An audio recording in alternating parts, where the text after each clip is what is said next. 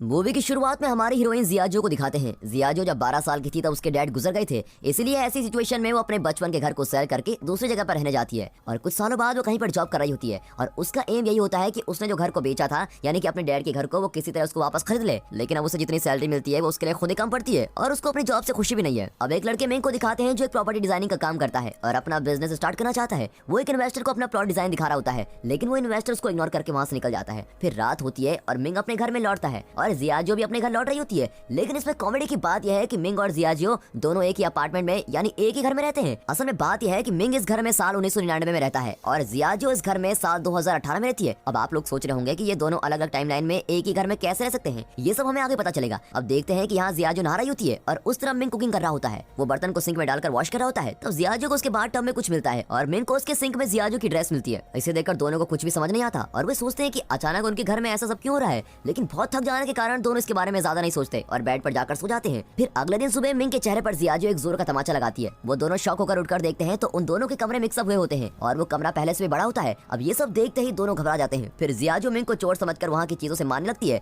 और मिंग भी यहाँ वहाँ भाग रहा होता है। तब उन्हें समझ में आता है कि दोनों के कमरे मर्ज हुए हैं। अब मिंग उसके कमरे से विंडो से बाहर देखता है, तब वहाँ बादल छाए हुए होते हैं और यहाँ जियाजो अपने कमरे से बाहर देखती है तो वहाँ तेज धूप होती है। फिर मिंग अपना डोर ओपन करके बाहर जाता है, तब उसे कुछ अलग नजारा नहीं दिखता। वो अब तक साल 1999 में होता है, लेकिन जब जियाजो मिंग के दरवाजे से बाहर देखती है तो वो एकदम शॉक हो जाती है क्योंकि वो अब तक तो ईयर 2018 में जी रही थी, लेकिन उसे बाहर 1999 के सीन्स दिखते हैं और वो घबरा कर अंदर आती है और डोर लॉक कर देती है। फिर वो अपने कमरे के दरवाजे को खोलकर देखती है, तब वो फिर से 2018 में आ जाती है। लेकिन अब ये देखकर मिंग बड़ा ही हैरान हो जाता है क्योंकि वो अब तक 1999 में जी रहा था और अब 2018 में टेक्नोलॉजीज और भी एडवांस हो गई होती हैं। फिर दोनों घबरा कर अंदर जाकर डोर लॉक कर देते हैं। फिर वे दोनों समझ जाते हैं कि दोनों एक ही अपार्टमेंट में अलग अलग टाइमलाइन में जी रहे हैं। तब जियाजो मिंग के चेहरे पर एक और तमाचा लगाती है और मिंग उसे इसका रीजन पूछता है। तब वो कहती है कि ये सपना है, ये सच में जानने के लिए मैंने तुम्हें तमाचा मारा। फिर मिंग कहता है कि इस तरह लड़ते रहने से कुछ नहीं होगा, क्यों ना हम इन दोनों दरवाजों को एक साथ ओपन करके देखें कि क्या होता है। फिर वे दोनों जाकर अपने साइड वाले डोर्स को एक साथ खोलने की कोशिश करते हैं, लेकिन उस समय उन दोनों के कमरे फिर से मर्ज होने लगते हैं। तब वे समझ जाते हैं कि दोनों दरवाजों को एक साथ खोला नहीं जा सकता। अब जियाजो को याद आता है कि 1999 में उसके डैड जिंदा थे, इसीलिए वो मिंग से कहती है कि तुम अपने साइड का दरवाजा खोलकर मुझे तुम्हारे टाइमलाइन में ले लो क्योंकि मुझे मेरे डैड से मिलना है। और मिंग भी उसे वहाँ ले आता है। अब 1999 में आते ही जियाजो उसके डैड से मिलने के लिए बहुत ही खुश है और भाग कर जा रही होती है, लेकिन वहाँ पहुंचते ही वो देखती है कि उसके डैड ऑलरेडी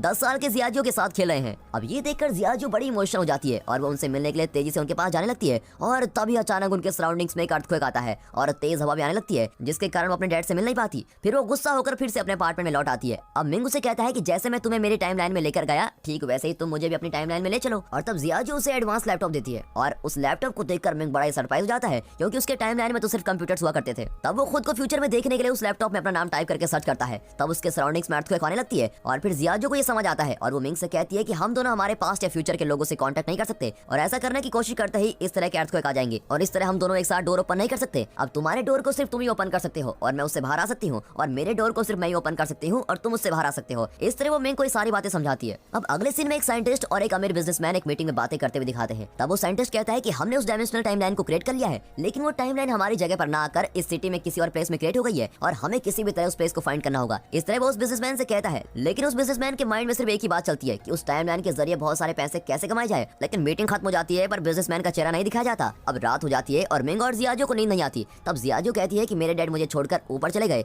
इसलिए मैं ऐसी सिचुएशन में आ गई हूँ। मुझे जब तक उनकी याद आती है तब मैं उनकी कार की को देखती रहती हूँ और लोन न चुकाने की वजह से मेरे बचपन का घर भी मेरे हाथ से निकल गया है, लेकिन मैं उस घर को वापस खरीद कर ही रहूंगी। अब इस तरह वो इमोशनली बातें करती है। फिर सुबह हो जाती है और जियाजो और मिंग दोनों ही अपने टाइमलाइन में ऑफिस के लिए निकलते हैं। असल में जियाजो को एक अमीर आदमी के साथ शादी करनी होती है और इतना ही नहीं, उसकी एक कंडीशन भी होती है कि उससे शादी करने वाला आदमी अगर उसका घर वापस खरीद कर उसको देता है तो ये उससे शादी करेगी। और इसी कंडीशन के साथ वो कई लोगों को डेट भी करती है, लेकिन उसकी इस कंडीशन को कोई नहीं मानता। और ऐसे ही चलते चलते उसे एक दिन अमीर आदमी मिलता है जो उसकी कंडीशन के राजी हो जाता है, लेकिन वो जियाजो से उम्र में काफी बड़ा लगता है और वो बातें भी बड़ी अजीब तरीके से ही करता है। लेकिन वो अमीर होने की वजह से जियाजो भी उससे शादी करने के लिए राजी हो जाती है। फिर वो कहता है कि कुछ ही समय में मैं तुम्हारे घर को खरीद लूंगा और फिर ऊपर से हम दोनों के नाम के नेम प्लेट्स को लगाना होगा, उसके लिए कुछ पैसे लगेंगे और ऐसे छोटे मोटे खर्चे के लिए मैं कैश कैरी नहीं करता, इसलिए अगर तुम्हारे पास कुछ पैसे हैं तो मुझे दे दो। और इसकी बातों में आकर जियाजो भी उसको एटीएम से पैसे निकाल कर देती है। फिर वो कहता है कि मैं पानी की बोतल लेकर आता हूँ, लेकिन काफी देर हो जाती है और वापस नहीं लौटता। और तब जियाजो को पता लगता है कि वो असल में एक चोर था और वो उसके पैसे भी लेकर चला गया। इससे जियाजो बहुत ही अपसेट होती है और पुलिस आकर इन्वेस्टिगेट करने तक वो बैंक के बाहर ही बैठी रहती है। यहाँ मिंग अपने ऑफिस के रेस्टरूम के अंदर बैठकर ड्रिंक्स ले रहा होता है। तब उस रेस्टरूम में उस कंपनी का ओनर, उसका मैनेजर जूनी और उसके साथ और एक एम्प्लॉइज, ऐसे 3 लोग आते हैं। तब उनसे ओनर कहता है कि हमें आगे चलकर और भी बिजनेस करना है और इसके लिए मेरे पास बहुत सारे आइडियाज हैं, और ये कहकर चला जाता है। और उसके जाते ही जूनी उस एम्प्लॉय से कहता है कि उस ओनर को धोखा देकर हमें उसके सारे पैसे लेने होंगे और फिर हम उसे बैंक में फंसा देंगे। और इस तरह उस एम्प्लॉय को अपना प्लान बता देता है। तब बाथरूम में दिखाते हैं जहाँ मिंग कुछ गिरा देता है और उसकी आवाज सुनकर जूनी समझ लेता है कि किसी ने उनका प्लान सुन लिया है। फिर वो बाथरूम के पास जाकर झुककर देखता है और मिंग के पैर को पकड़कर खींच लेता है और उसको बाहर निकालता है। फिर मिंग को देखते ही वो कहता है, अच्छा तुम्हें कोई बिजनेस स्टार्ट करने के लिए पैसों की जरूरत थी ना, उसके लिए मैं तुम्हें बैंक से लोन अरेंज करवा कर देता हूँ, लेकिन तुम मेरी कही भी बातों को किसी और से नहीं कहोगे। तब मिंग भी कहता है ठीक है, मैं सोच कर बताता हूँ। फिर थोड़ी देर बाद जूनी मिंग को अपने कैबिन में बुलाकर कहता है कि मैं तुम्हें क्यों लोन अरेंज करके दूं, तुमने तो सिर्फ मेरी बात सुनी है लेकिन तुम्हारे पास उसका कोई प्रूफ तो नहीं है, और अब तो मैंने तुम्हें नौकरी से भी निकाल दिया है तो तुम अब घर जा सकते हो। इस पर मिंग उससे कई बार रिक्वेस्ट करता है और कहता है मैं इस बात को किसी और से शेयर नहीं करूंगा और प्लीज मुझे नौकरी से मत निकालिए, लेकिन जूनी उसकी बातों को इग्नोर करता है और उसे नौकरी से निकाल देता है।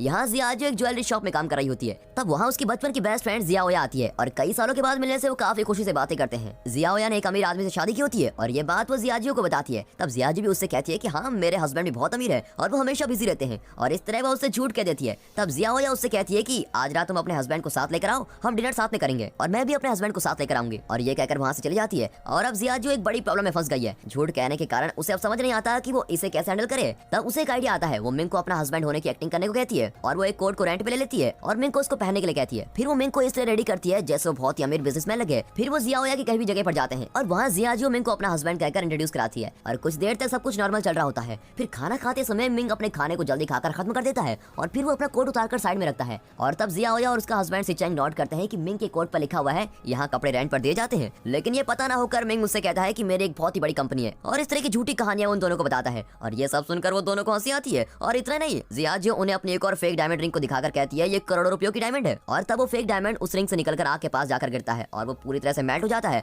अब ये सब देखकर जियाओया और सिचेंग हंसने लगते हैं और इससे जियाजो बहुत ही शर्मिंदा होती है और फिर घर लौट जाती है और इस बात को सोचकर मिंग के सामने रोती है। तब टीवी में कोई लॉटरी टिकट का शो चल रहा होता है और उस शो को देखते ही वो लॉटरी टिकट खरीदकर अमीर बनने के सपने देखते हैं और वे असल में कौन सा लॉटरी नंबर जीतेगा इसका पता लगाते हैं। और फिर अगले दिन ही मिंग के टाइमलाइन में यानी 1999 में जाकर तुरंत उस नंबर वाले लॉटरी टिकट को खरीद लेते हैं। अब क्योंकि दोनों को पता चल गया है कि उनकी लॉटरी ही विन करेगी, इसलिए वे दोनों खूब मजे करते हैं। अब इस दौरान जियाजो मिंग को अपने टाइमलाइन में ले लेती है और दोनों बहुत एंजॉय करते हैं और बाहर में जाकर ड्रिंक्स करते हैं। तब उस रेस्टोरेंट का स्टाफ उनसे आकर ड्रिंक्स के पैसे मांगता है। तब जियाजो कहती है मेरे सारे पैसे खत्म हो गए हैं, इसलिए तुम मेरा पर्स रख लो, ये कोई नॉर्मल पर्स नहीं है बल्कि बहुत कीमती है और कल मैं आकर तुम्हें पैसे देकर ये पर्स वापस ले लूंगी। अब अगले दिन सुबह होते ही दोनों उठकर लॉटरी टिकट के रिजल्ट को जानने के लिए बड़े क्यूरियस होते हैं और एज एक्सपेक्टेड उनकी लॉटरी टिकट ही विन करती है। लेकिन तब अचानक उनका लॉटरी टिकट में से नंबर गायब हो जाता है और दोनों बड़े उदास हो जाते हैं। फिर उन्हें समझ में आता है कि वो उनके फ्यूचर को चेंज नहीं कर सकते और तब अगले दिन जियाजो उस रेस्टोरेंट में जाकर अपना पर्स वापस मांगती है। तब वो स्टाफ मना कर देता है और कहता है कि पहले पैसे दो, लेकिन उसके पास तो पैसे होते नहीं और गुस्से में वो घर लौट रहे होते हैं। तभी उस समय एक बड़े एडवर्टाइजमेंट स्क्रीन पर मिंग को दिखाते हैं। असल में वो 2018 की टाइमलाइन में रहने वाला मिंग है और फ्यूचर में मिंग एक अमीर बिजनेसमैन बना होता है और अब वो मीडिया पर इंटरव्यू देने आया होता है। उसको देखकर मिंग शॉक हो जाता है और सोचता है कि मैं फ्यूचर में ऐसे कैसे बन गया हूँ। फिर दोनों जहाँ फ्यूचर मिंग इंटरव्यू दे रहा होता है उस जगह पर पहुंच जाते हैं। वहाँ जाकर जब मिंग फ्यूचर मिंग के पास जाने की कोशिश करता है तब वहाँ फिर से अर्थक्वेक आता है और फिर वो प्रोग्राम भी कैंसिल हो जाता है। तब फ्यूचर मिंग को ऐसा लगता है कि वो इसके पहले जियाजो से मिला है। इस तरह जियाजो से जुड़ी हुई बातें उसे याद आती है और यहाँ मिंग स्लिप होकर नीचे गिरता है और उसके हाथ पर चोट आती है। तब फ्यूचर मिंग के हाथ पर भी वही चोट आती है और इससे ये पता चलता है कि मिंग जो भी करता है वो उस फ्यूचर मिंग को भी अफेक्ट करेगा। और पहले की मीटिंग सीन में जिस बिजनेसमैन को दिखाया गया था वो कोई और नहीं बल्कि फ्यूचर मिंग ही है और उसके साथ जो साइंटिस्ट बातें कर रहा था वो जूनी है जिसने 1999 में मिंग को नौकरी से निकाल दिया था। अब जूनी फ्यूचर मिंग से कहता है कि 1999 का मिंग अपने टाइमलाइन में ना होकर जियाजो के टाइमलाइन में आ रहा है और इसीलिए आपको ऐसी मेमोरीज भी आती रहेंगी और ये सब बातें आप पर भारी पड़ सकती है। यहाँ अगले दिन मिंग अपने ऑफिस में जाकर जूनी से मिलता है और कहता है आप क्या मुझे नौकरी से निकालेंगे, लीजिए मैं खुद ही नौकरी छोड़ रहा हूँ, और ये कहकर रिजाइनेशन लेटर देकर चला जाता है। और यहाँ फ्यूचर मिंग जियाजो की ज्वेलरी शॉप में आकर उसे डेटिंग पर अपने कार में लेके जाता है, लेकिन वो जितनी खुश उस 1999 वाले मिंग के साथ थी उतनी खुशी उसे इस फ्यूचर मिंग के साथ रहने पर नहीं मिलती। अब फ्यूचर मिंग उसे कॉस्टली रेस्टोरेंट में लेकर जाता है, लेकिन फिर भी जियाजो कुछ मिस कर रही होती है। डिनर करते समय फ्यूचर मिंग उससे कहता है कि मुझे पता है कि तुम 1999 वाले मिंग के साथ रह रही हो, लेकिन अब तुम मेरे पास्ट के साथ मत रहो क्योंकि इससे मेरा फ्यूचर अफेक्ट हो सकता है। मैं किसी गोल के साथ आगे बढ़ रहा हूँ लेकिन उसमें तुम्हारी वजह से कोई प्रॉब्लम आ सकती है और तुम्हारे बचपन के घर को मैं तुमको वापस खरीद कर दे दूंगा, लेकिन उसके बदले में तुम्हें 1999 वाले मिंग को छोड़कर उसे दूर जाना होगा। अब ये सुनकर और कोई रास्ता न होने पर जियाजो भी इसके लिए एग्री करती है, लेकिन वो उस घर के लिए नहीं बल्कि उसकी वजह से मिंग के फ्यूचर में कोई प्रॉब्लम्स ना हो ये सोचकर हाँ कर देती है। फिर जियाजो घर आते ही मिंग से कहती है कि मुझे और कोई जगह पर अच्छी नौकरी मिल चुकी है इसलिए मैं यहाँ से जा रही हूँ। और अगले दिन सुबह होते ही वो अपना सारा सामान लेकर उस अपार्टमेंट से बाहर निकलती है और मिंग को छोड़कर जाने के बारे में सोचकर रोने लगती है। लेकिन जियाजो ने अपने टाइमलाइन में जाते समय उसके डोर को लॉक नहीं किया होता है और वो जरा सा ओपन रह जाता है और इसे मिंग भी नोट करता है और अब मिंग जियाजो की हेल्प के बिना ही उस टाइमलाइन में इजीली जा सकता है। अब मिंग के टाइमलाइन में उसका मैनेजर जूनी उस कंपनी के ओनर पर अटैक करता है और इससे ओनर बेहोश हो जाता है। फिर जूनी घबराकर उसे ड्रिंक्स पिलाने लगता है। असल में उसका प्लान ये होता है कि उसे ड्रिंक्स पिलाकर नशे में उसको मारना होगा ताकि लोग समझेंगे कि वो एक एक्सीडेंट से मरा है। अब जियाजो के टाइमलाइन को दिखाते हैं और वो काफी सालों बाद अपने बचपन के घर में लौटी है। तब जियाजो ने जिस पर्स को एक रेस्टोरेंट के स्टाफ को दिया था वो पर्स फ्यूचर मिंग लाकर उसको देता है और तब जियाजो नोट करती है कि मिंग के कोट पर रेंट वाले वाले शॉप का स्टिकर लगा होता है और ये देखते ही वो समझ लेती है कि वो फ्यूचर मिंग नहीं बल्कि 1999 वाला मिंग है। और फिर वो दोनों किस करने लगते हैं और जियाजो उससे कहती है कि हमारा सेपरेट होना ही तुम्हारे फ्यूचर के लिए अच्छा होगा, इसलिए आगे से तुम कभी मुझसे मिलने की बात मत करना। और उसको ऐसा कहकर भेज देती है। फिर दोनों ही रोने लगते हैं और मिंग सैड होकर अपने अपार्टमेंट में लौटता है और तब उसे जूनी कॉल करके अर्जेंटली एक ब्रिज पर पहुंचने के लिए कहता है। मिंग को कुछ समझ में नहीं आता कि नौकरी छोड़ देने के बाद भी जूनी उसको क्यों बुला रहा है।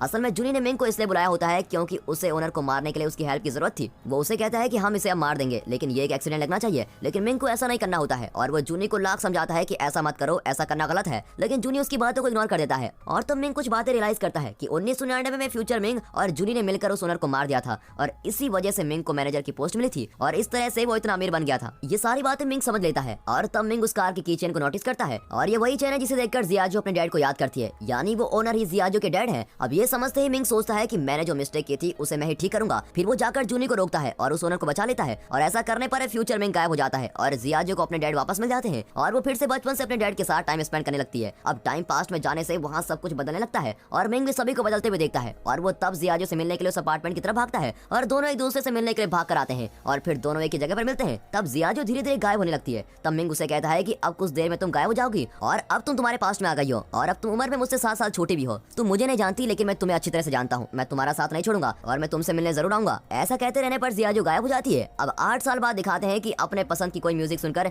जियाजो उस म्यूजिक की तरफ चलकर आ रही होती है और वहाँ आते समय मिंग उसको देख लेता है और मिंग उसके पास आने लगता है। तब पास आते ही जियाजो उसे किक करती है और गुस्से में पूछती है कि क्या तुम चोर हो, इस तरह मेरे पास क्यों आ रहे हो। और इससे मिंग सोचने लगता है क्या अभी हमें इस प्यार को लड़ाई से शुरू करना पड़ेगा। और दोस्तों इसी के साथ ये मूवी यहाँ पर खत्म होती है। दोस्तों ये मूवी आपको कैसी लगी हमें कमेंट करके जरूर बताइएगा और अगर वीडियो पसंद आ गई हो तो वीडियो को एक लाइक और चैनल को सब्सक्राइब अभी कर दें।